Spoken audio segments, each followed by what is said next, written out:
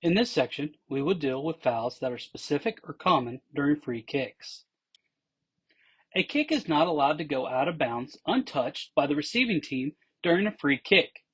If it does, this is a foul for a free kick out of bounds.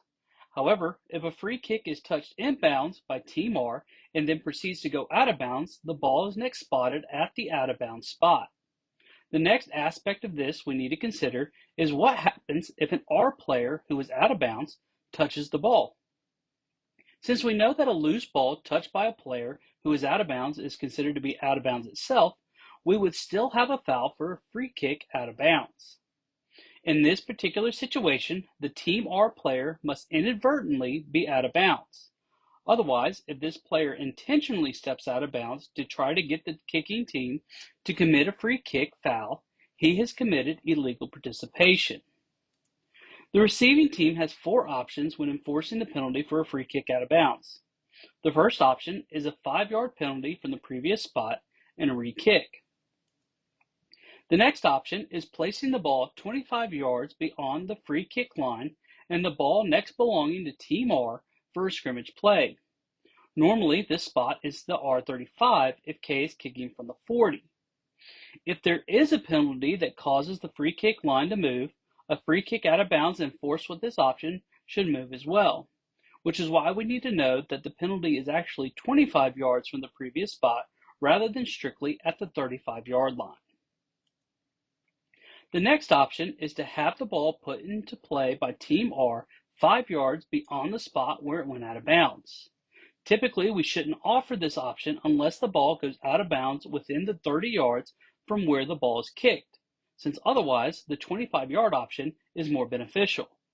Be sure to explain this clearly to a coach when giving the enforcement options. The final option is to decline the penalty altogether and next put the ball in play where it went out of bounds. While this is an option, it's rarely used except for maybe in a blowout. Again, I don't typically present this to a coach since it's not advantageous for him. Fouls that take place during kicks have different enforcement based on who commits the foul and when the foul is committed. Any fouls by Team K during a kick have two options for the offended team. The first and most common enforcement is the succeeding spot. The other option is from the previous spot in a re-kick. These options only exist so long as Team R will put the ball in play next. If Team K would end up with the ball if the penalty didn't happen, Team R must choose to enforce from the previous spot and re-kick in order to have a chance at the ball. Fouls committed by Team R during a kick only have one option for enforcement. This is the spot at the end of the kick. Remember, a kick is a kick until it's caught or possessed.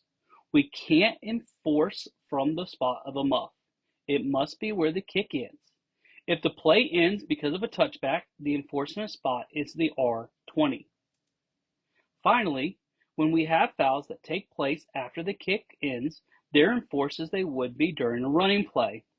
This means that fouls by Team K are enforced from the end of the run, and fouls by Team R are enforced from either the spot of the foul or the end of the run, whichever punishes the team more.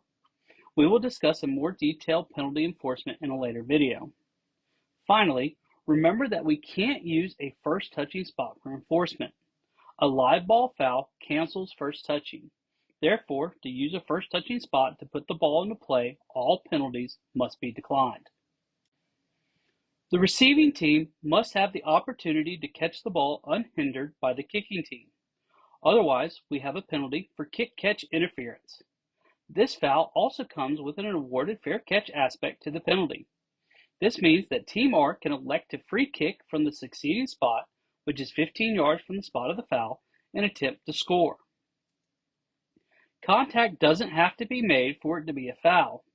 There isn't a set space for the kicking team to be out of for interference. This is a judgment call, and we have to determine if the receiver had enough room to catch the ball unabated. A fair catch signal doesn't have to be made for kick-catch interference to be called.